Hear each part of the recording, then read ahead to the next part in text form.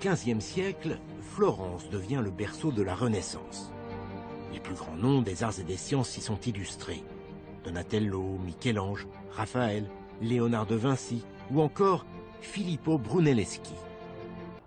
On a cette vue sur la cathédrale et l'hôtel de ville et on voit très bien que ces deux monuments vont évoquer toute la modernité d'une ville qui au XIIIe siècle deviendra l'une des villes qui va battre la mesure en Europe. Une prospérité économique sans pareil fera que ces marchands, ces banquiers, ces notaires, ces avocats vont prendre le pouvoir politique et ils vont rêver une ville nouvelle et une vie nouvelle en allant se ressourcer dans le monde antique et en prenant comme modèle l'art antique. Et c'est ce qui va devenir ensuite ce que l'on va appeler la Renaissance. Oui, et sans doute l'un des monuments qui va évoquer ce renouveau des arts, c'est la cathédrale de Brunelleschi. Et c'est le plus grand chantier du XIVe et début du XVe siècle. C'est un chantier où les esprits vont se rencontrer, les savoirs vont s'échanger. Tous les artistes vont être conviés à embellir et décorer cette cathédrale. La construction de Santa Maria del Fiore a duré plus de 170 ans.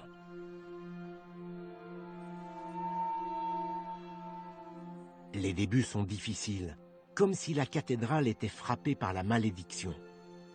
Le premier architecte meurt, puis une épidémie de peste noire interrompt le chantier. Quelques années plus tard, les travaux reprennent, mais les commanditaires font modifier les plans. Ils veulent un chœur encore plus grand. Et alors ce qui est extraordinaire, c'est qu'à ce moment-là, on ignore comment on va recouvrir ce dôme. Ça, c'est très étonnant. Pour nous, c'est presque quelque chose qu'on n'arrive pas du tout à penser. Est-ce que les architectes du XIVe siècle avaient vraiment réfléchi à ce qu'ils étaient en train de faire? Ce chœur est tellement haut, tellement large qu'on n'avait pas du tout les solutions techniques pour le couvrir. On ne savait pas comment construire le dôme. Mais c'était inconscient de faire quelque chose comme ça, oui, de construire un chœur de cette largeur, de cette hauteur, sans savoir comment on allait le recouvrir. Exact. Il y a au fond une sorte d'espérance. Le futur est plus que positif et joyeux. On fera un concours et on pense qu'il y aura des experts, il y aura des ingénieurs, des architectes, quelqu'un aura la solution.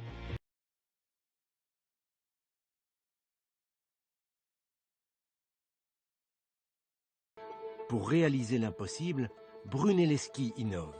Il construit 2 coupoles. Elles sont liées entre elles dans la masse par des nervures de pierre et de briques. En procédant ainsi, l'ingénieur réalise une structure plus légère qu'avec une seule et unique coupole. Pour contenir les forces latérales, il ceinture la structure avec un chaînage en pierre à l'image d'un cerclage de tonneaux. La construction va durer 16 ans. Les ouvriers progressent au rythme moyen de 30 cm par mois. Comme il l'avait annoncé, Brunelleschi n'utilise aucun échafaudage, aucun étai pour soutenir la structure. En revanche, il invente d'ingénieuses machines de levage qui permettent de hisser chaque jour près de 7 tonnes de matériaux.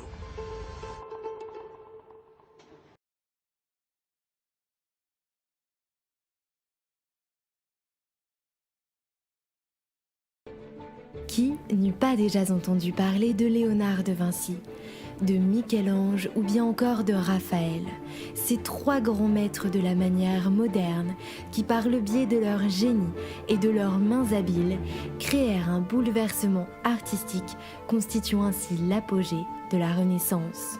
Cette fastueuse période que nous connaissons aussi sous le terme de Quattrocento vit naître toutes sortes de personnalités, des mécènes, des papes, des commanditaires, mais avant tout la figure emblématique de l'artiste, pour qui son statut changèrent démesurément au cours de la Renaissance, en passant du simple artisan au fondateur d'un mythe.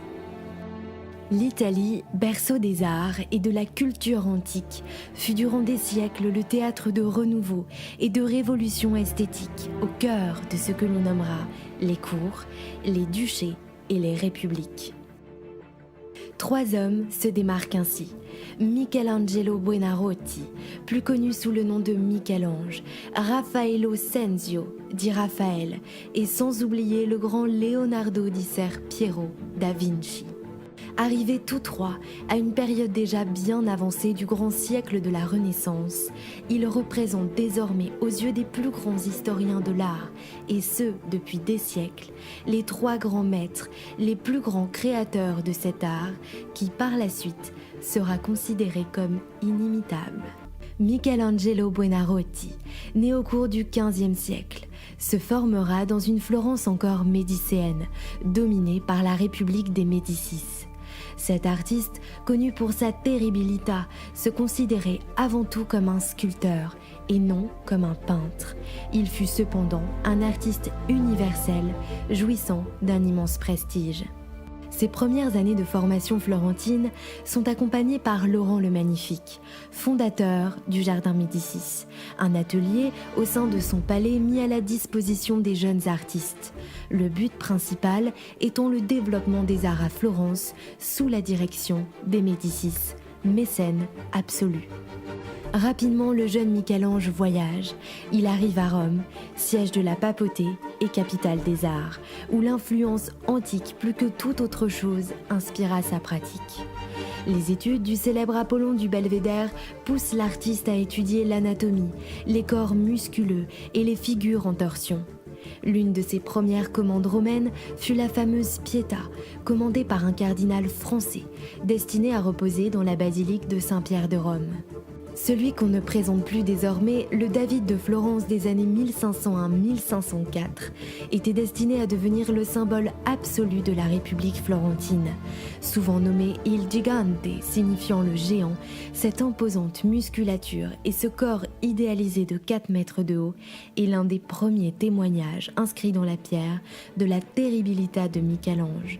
Autrement dit, une tension et une force d'expression qui s'opposent alors avec la grazia, la grâce du jeune Raphaël, appelé quelques années plus tard afin d'œuvrer aux chambres du Vatican.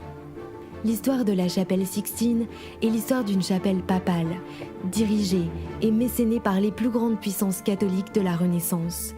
Contre toute attente, il s'agit bien du Michel-Ange sculpteur qui fut appelé en 1508 en vue de réaliser ce qui deviendra la plus grande surface peinte de toute l'histoire du XVIe siècle.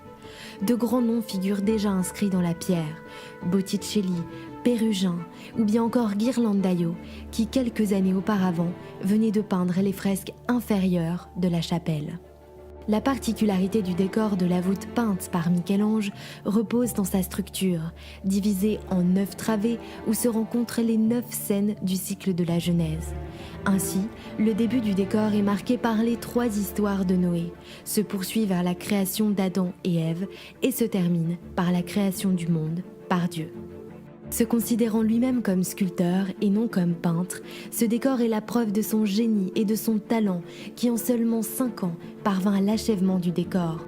Il met en place une voûte en trompe-l'œil où architecture feinte, c'est-à-dire peinte, et figure en contre-plongée semblent s'animer. Il développa ainsi un réel intérêt et une précision dans l'élaboration du corps humain, davantage traité au détriment des paysages et des architectures, pourtant si présents dans les réalisations antérieures des peintres de la Renaissance. Aucune perspective est représentée, seuls des corps sculpturaux s'inspirant des figures antiques dominent. Michel-Ange, pour cette composition, mit au point les célèbres figures des Inuudi, qui représentent des hommes nus, en torsion, inspirés de l'antique, ne se référant plus à l'iconographie religieuse. Le Vatican, faisant appel aux plus grands créateurs de l'époque, avait pour ambition de marquer leur puissance et leur magnificence par les arts. Il n'était donc pas étonnant pour Jules II de faire appel à Raphaël pour le décor des chambres du Vatican. Raffaello Cenzio, originaire d'Urbino, exécuta sa première formation en tant que peintre auprès des ateliers de son père Giovanni Santi. Quand il fut appelé par Jules II à Rome, il possédait déjà son atelier au cœur de la ville. Sachant s'entourer des meilleurs artistes, il avait pour habitude de déléguer de nombreux projets à ses élèves. Il prenait alors le rôle de concepteur d'idées.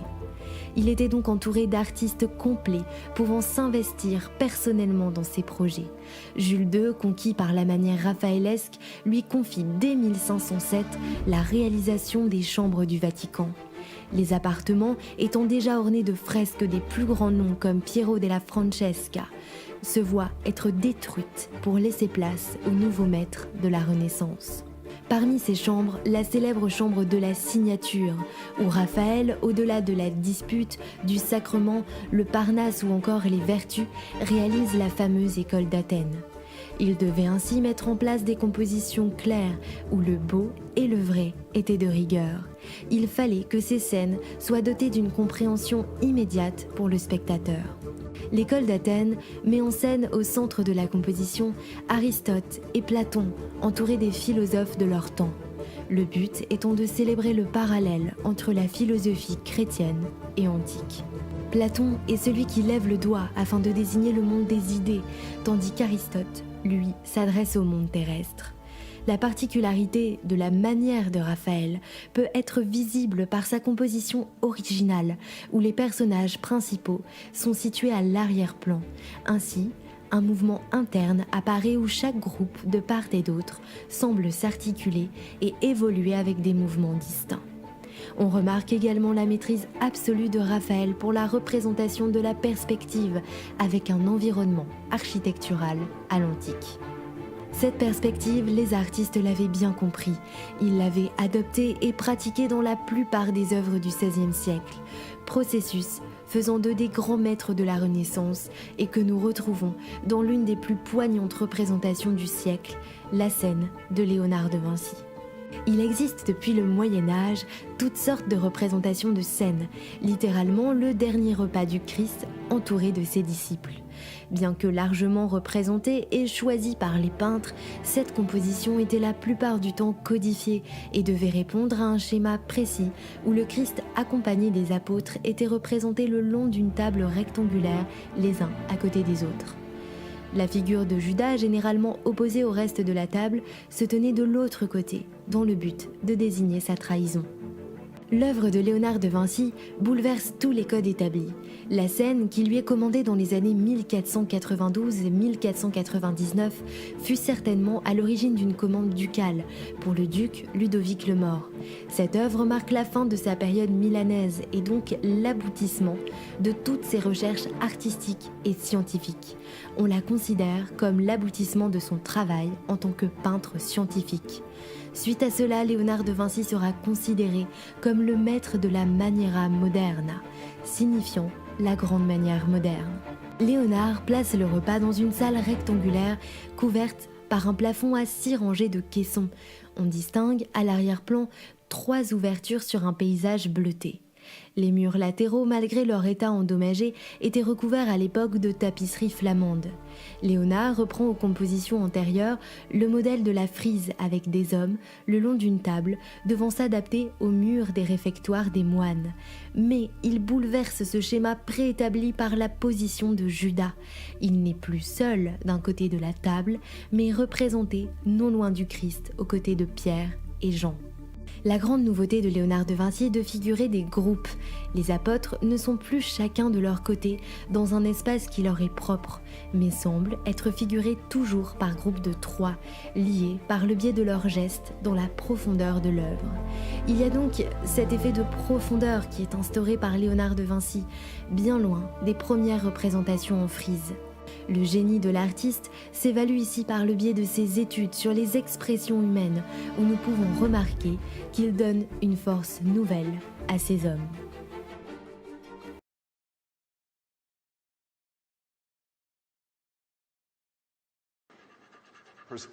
La perspective, c'est une représentation mathématique de la réalité, mais c'est une illusion.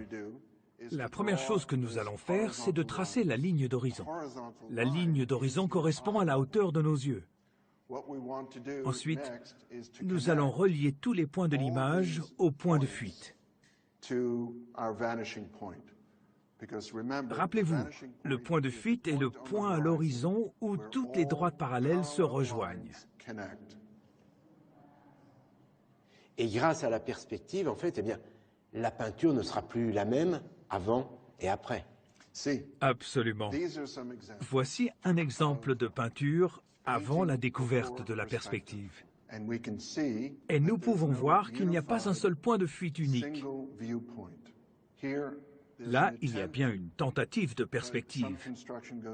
Mais certains bâtiments vont dans ce sens, d'autres dans ce sens. On peut même tracer les différents points de fuite, mais ça ne fonctionne pas. Voici la toute première peinture en perspective à Florence. Ici, nous avons bien un seul point de fuite. Et voilà la fameuse scène de Léonard de Vinci. Ici, la construction en perspective est parfaite.